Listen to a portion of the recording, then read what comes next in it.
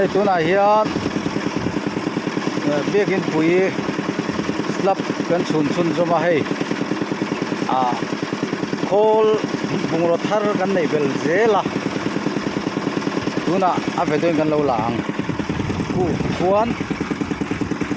mishing na rungai to lo a machine na train ti kuan an bun chuaka chuan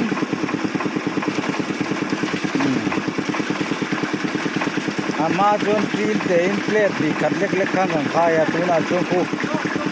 a bun ta ti kuan chuan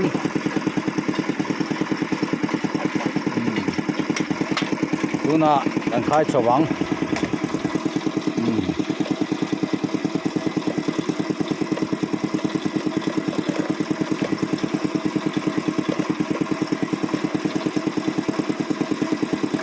asot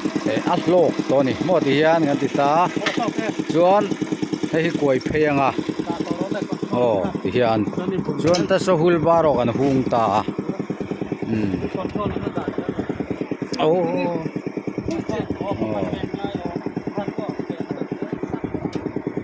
nó chỉ định rất là ngay mà son wheelbarrow an bun mai ni mo wheelbarrow hi kat duai na te ya sil dangan ngai tu nga yang ma se wheelbarrow khat sa chu tam ve deu ne son wheelbarrow na ba bun to mai ni hi kan ti dan thar ni zia do khop mai kan damanga kan chung sot viawang to wheelbarrow hi abang sang de klek kom sela chuan a ke hi bearing phum chi in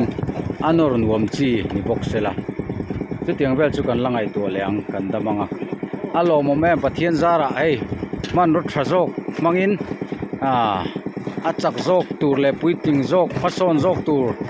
zelin biakin pui na tuna hena kalmu mupani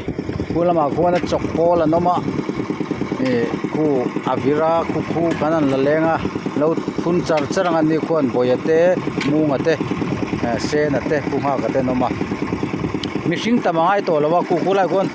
ru po ngai to lo ni mo a ru hi diktak chon a ha thake me ma mi pani ten runga ya tun chon tu man rungai lo direct na bunlut to mai ni kan ba lo me